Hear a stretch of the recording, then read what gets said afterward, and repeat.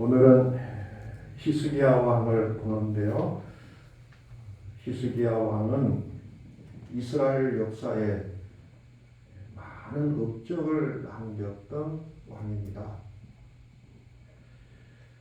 그의 업적을 몇 가지를 보면 잘못된 신앙을 개혁한 개혁의 왕이었어요. 그가 한 일 중에 우상으로 섬기던 녹뱀을 없애는 그런 과감한 개혁을 했던 왕이었죠. 이스라엘 백성들이 광야를 지낼 때 이스라엘 백성들이 불뱀에게 물려 죽는 그런 사건이 있었잖아요. 그래서 모세가 노수로 뱀을 만들어 장대에 높이 매달고 이 녹뱀을 쳐다보면 살 것이다 라고 이렇게 말했죠. 그때의 그 불뱀에 물려 죽어가던 사람들이 녹뱀을 쳐다보게 됩니다. 그리고 많은 사람들이 녹뱀을 쳐다본 사람은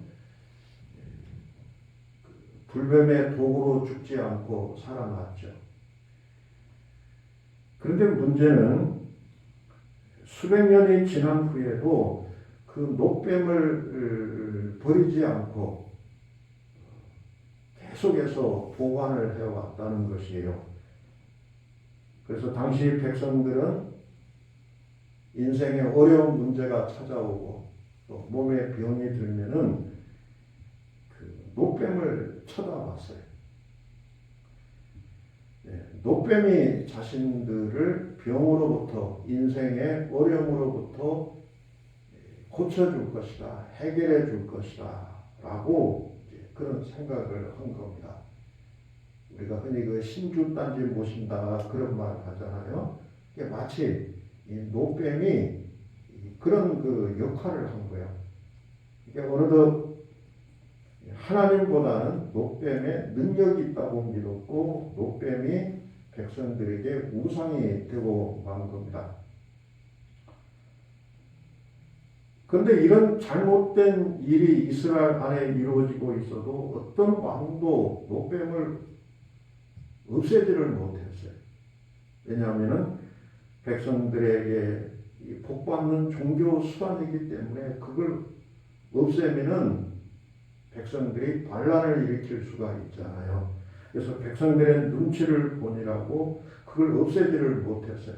그런데 히스기야 왕은 과감하게 녹뱀을 철거해버립니다. 불에 태워버렸어요. 그리고 그 녹뱀의 이름을 느후스다. 이거는 하나님의 능력이 있는 게 아니라 이건 하나의 노조각에 불과하다라고는 그걸 없애버리죠. 그러니까 굉장히 그 개혁적인 이스라엘의 믿음을 바로 세우려고 하는 그런 이제 왕이었어요. 아주 훌륭한 그런 믿음의 왕이었습니다.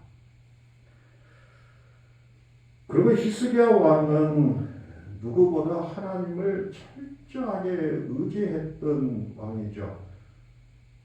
우리가 잘 아는 대로 아수르 사내림이 18만 5천 명의 군사를 이끌고 침략을 했던 적이 있었잖아요.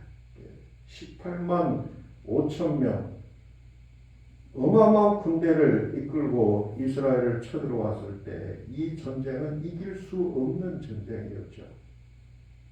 그때 히스기야는 어떻게 합니까?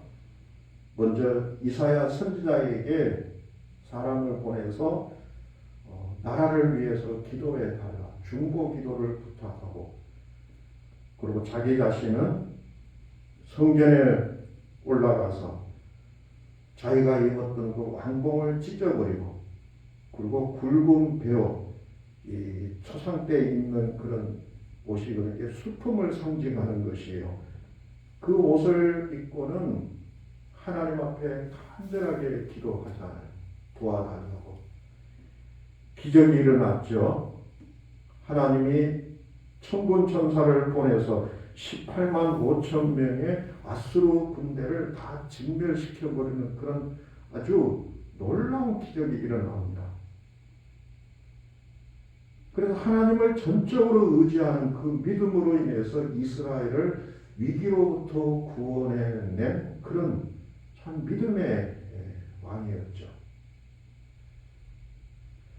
또 하나가 겸손하게 기도하던 왕인데 이 사건도 우리가 잘 알고 있죠. 전쟁이 끝나고 이제 살만하니까 히스기야가 중병에 걸리잖아요. 요즘으로 말하는 암의 불치병에 걸린 겁니다. 하나님은 이사야 선지자를 보냈어요. 그리고 그가 죽게 될 거라는 것을 이제 전해주죠. 여호와의 말씀이 너는 짐을 정리하라. 내가 죽고 살지 못하리라. 이 기가 막힌 말씀 아닙니까? 그때 히스기야의 나이가 39세였어요. 39세. 한참 일할 나이. 무엇보다도 그는 자신의 뒤를 이을 아들이 아직 없었어요. 그러니까 히스기야 왕이 죽으면은 그의 대가 끊어져 버려요. 그러니까 이런 비극적인 하나님의 말씀을 듣고는 히스기야는 위기 때 강합니다. 성경에 그렇게 말씀하고 있어요. 벽을 향하여 통곡하며 간절히 하나님 앞에 기도했다라고 이야기를 합니다. 그러니까 아수르 사내림이 쳐들어왔을 때보다 더 간절하게 하나님 앞에 기도했어요. 또 기적이 일어나죠. 어떤 기적이 일어납니까? 하나님은 히스기야의 생명을 해를 뒤로 밀치면서까지 연장을 시켜주죠. 몇 년 더 삽니까? 15년을 더 살게 되죠. 그러니까 어마어마한 기적이 히스기야는 체험했고 이런 기적이 자신에게 일어나게 된 겁니다. 이런 히스기야의 그 기적의 명성이 주변 나라에 다 퍼져 나갔죠. 약한 나라가 강한 나라 아수르 군대를 그것도 대충 이긴 것이 아니라 전멸을 시켜버렸다. 주변 나라에서 얼마나 놀랐겠어요. 거기다가 죽을 병에 걸렸는데 죽지 않고 또 살아났다. 사람들은 히스기야를 보면서 막 감탄하는 거예요. 야, 저 사람 도대체 어떤 사람인가? 불굴의 인물이구나. 저 사람은 마치 오뚜기처럼 쓰러져도 다시 일어나는 아주 강한 왕이라고 주변 사람들에게 소문이 났어요. 그러다 보니까 주변 나라에서는 히스기야 왕을 만나고 싶어 했어요. 도대체 저 강한 왕이 누구냐? 우리도 저 사람을 좀 만나보고 싶다. 그래서 어떤 나라에서는 히스기야 왕에게 사절단을 보내고 많은 예물을 준비해서 그리고 조공을 바치기도 했어요. 굉장한 그런 이름을 사람들에게 남기게 됩니다.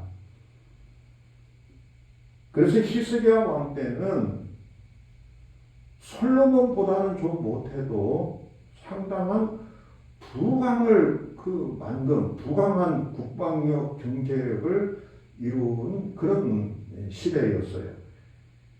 역대하 32장에 보면은 당시에 이스라엘이 경제적으로 국방으로 얼마나 대단했는지를 기록을 하고 있는데요.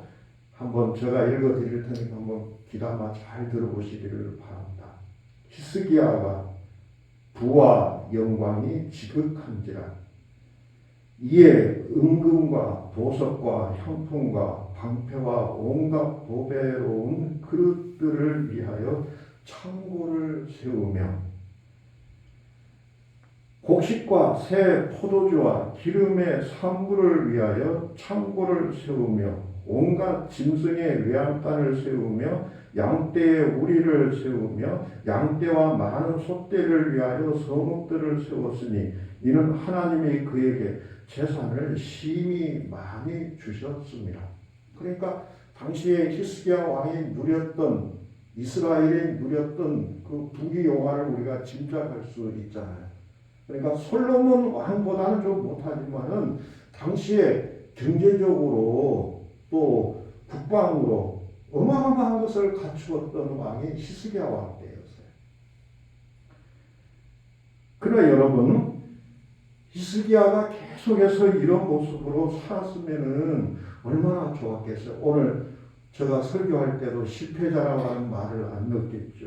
그러지를 못했어요. 이 놀라운 은혜, 축복을 경험하고 나서부터는 히스기야 왕의 그 뒤에는 계속해서 내리막길이었어요. 계속해서 추락하기 시작합니다. 그 결정적인 내리막길을 가져오게 되는, 추락하게 되는 결정적인 계기가 오늘 본문에 나와요. 오늘 이 사건을 계기로 해서 히스기야 왕은, 그리고 이스라엘은 추락하기 시작합니다. 오늘 1절에 보면은 그런 말씀이 나오죠. 이 당시에 히스기야 왕의 대단한 그런 업적을 듣고는 바벨론 왕이 히스기야 왕에게 사절단을 보내요. 사절단. 당시에 바벨론은, 당시에 두 왕국이 있었는데 하나는 아수르가 있었고 바벨론이 있었어요. 근데 아수르는 점점 더 이제 쇠퇴해가고 있었고 바벨론은 신흥 강대국이었어요. 굉장히 막 어마어마하게 커져가는 그런 강대국이었는데 신흥 강대국 바벨론 왕이 아주 작은 나라 이스라엘에 사절단을 그것도 먼저 보낸 거예요. 마치 우리나라로 말하면은 미국에서 어마어마한 사절단을 우리나라에 보낸 거예요.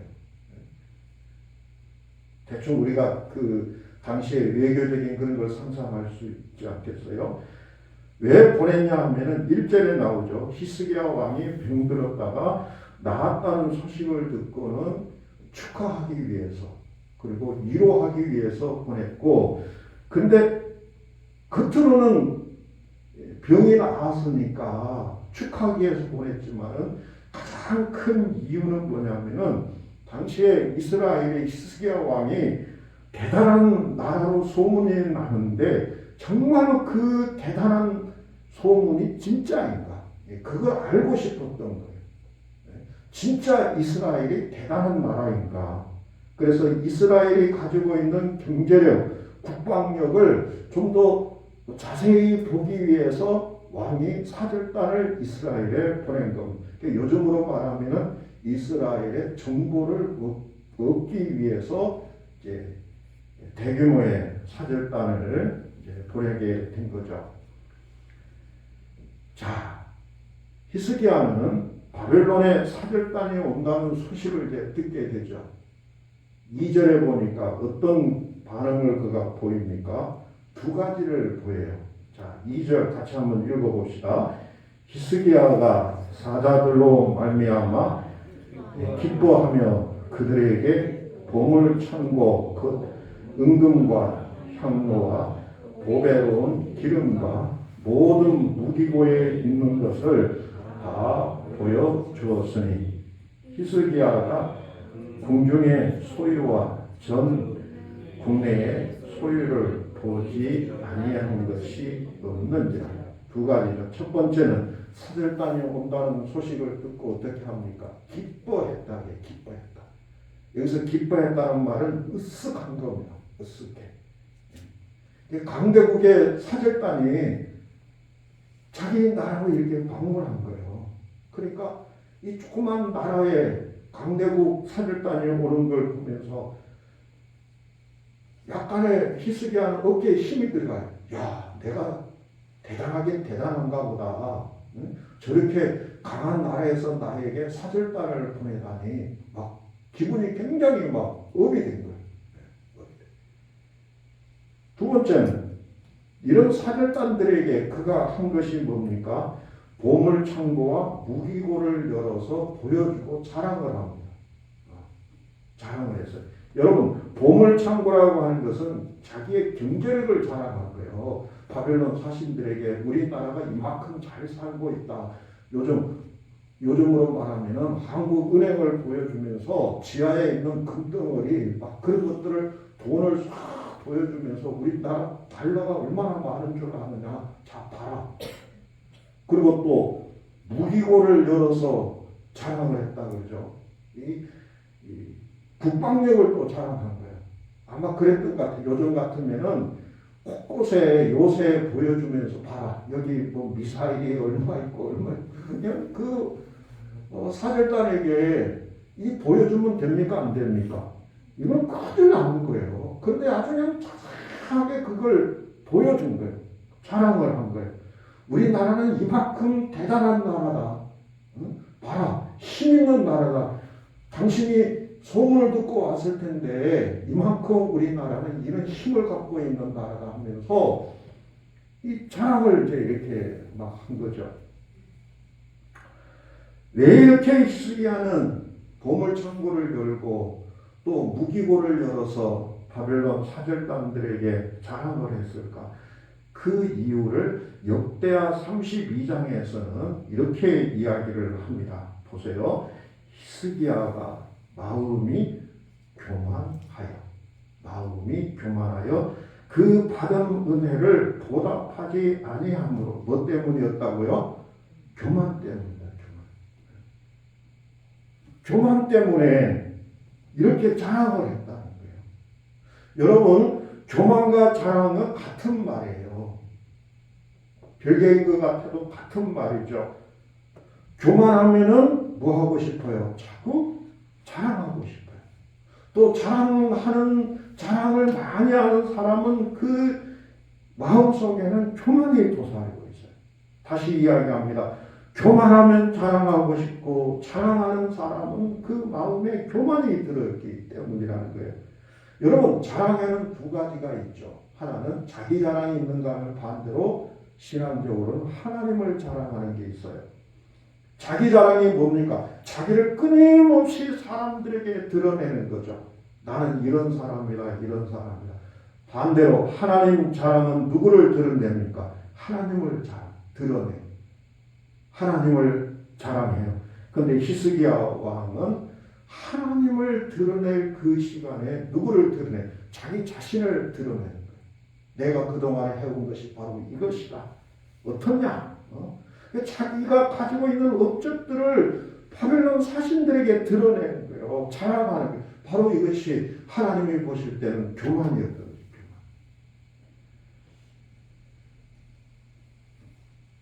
그 받은 은혜를 보답하지 아니하였더라. 오늘 이 말씀은요, 우리가 다시 한번 깊이 생각합시다.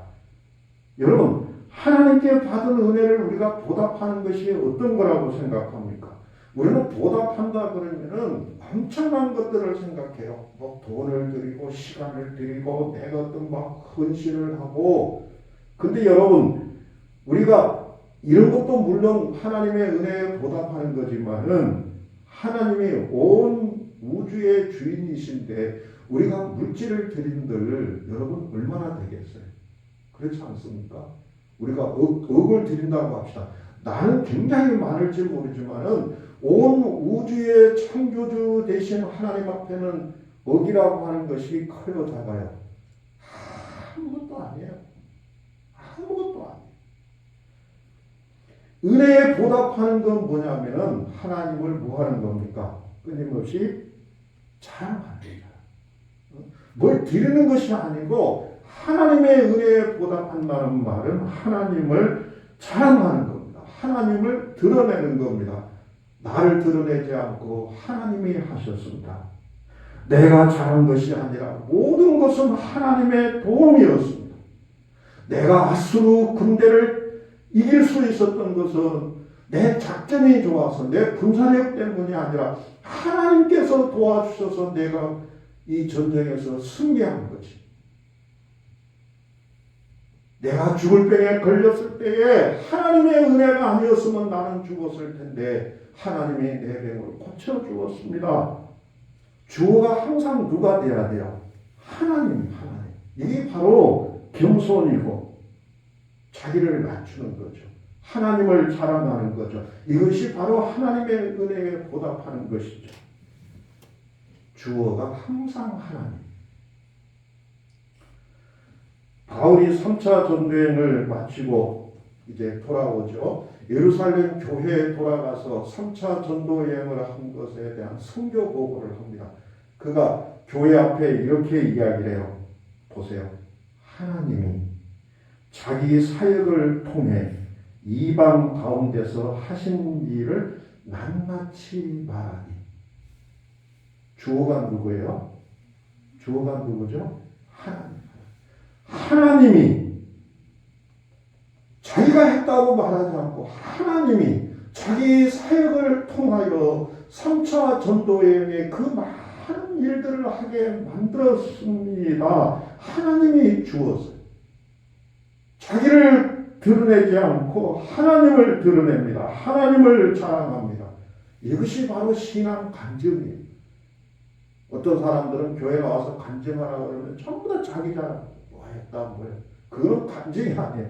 간증이라고 하는 건 뭐냐면 하나님이 주어인 그걸 사람들에게 드러내고 하나님을 자랑.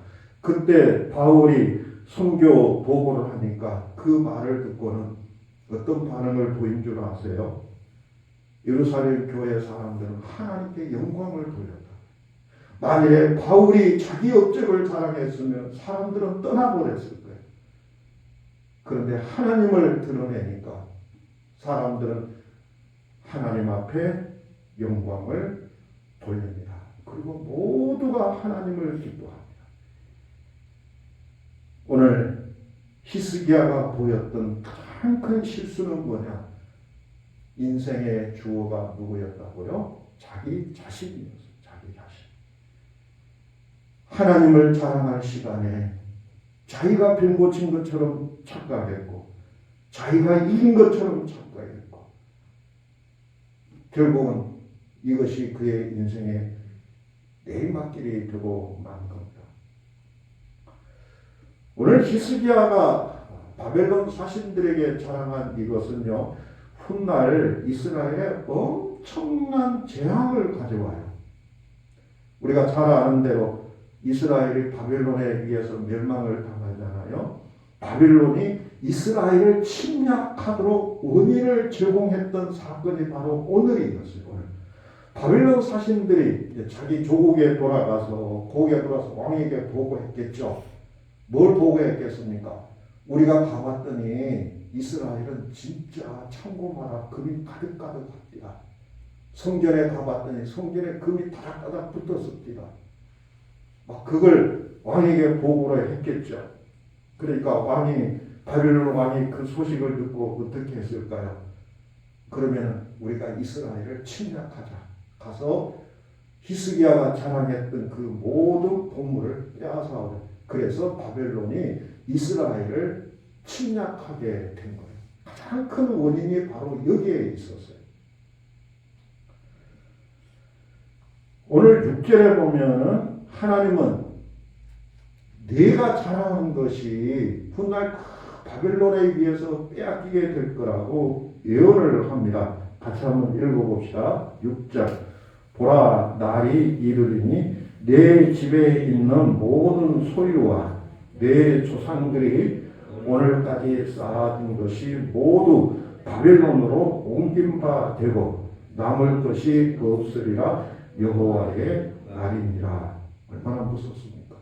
오늘 이사야가 예언한 그대로 히스기야 왕이 자랑했던 그 보물은 바벨론에게 다 빼앗기고 다 불타버리고. 오늘 히스기야의 이 자랑, 교만이 우리들에게 보여주는 것 여러분 뭡니까? 기억합시다. 자랑하면 하나님이 다 가져가버린다. 자기 자랑은 하나님이 사탄을 통해서 다 다 빼앗아 가버린다는 걸 오늘 우리가 다시 한번 기억할 수 있기를 바라요.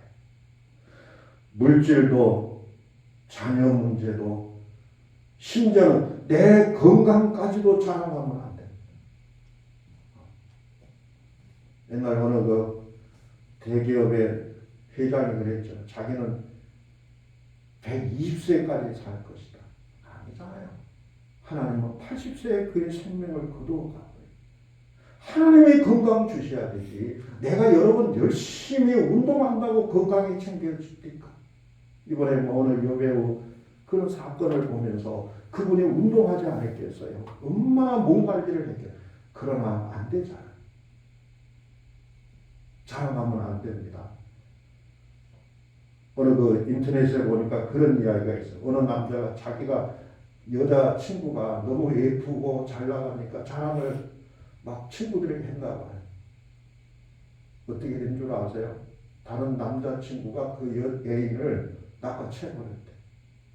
어떻게 된지는 모르겠습니다만 여러분 자기 자랑은 아무 의미가 없는 거예요. 다 빼앗기고 합니다. 반대로 우리는 누구를 자랑해야 됩니까? 하나님을 자랑. 하나님을 들으니 하나님이 주셨다. 하나님이 하셨다. 인생의 주어가 내가 아니라 하나님. 오늘 주어가 하나님으로 우리가 늘 바뀔 수 있기를 바랍니다. 오늘 히스기야가 결정적으로 또 해서는 안 되는 말을 하죠. 7절을 보세요. 7절에 보면은 이제 몇 가지를 쭉 하면서요. 또 내게서 태어날 자손 중에 몇이 사로잡혀 바벨론 왕궁의 환관이 되리라.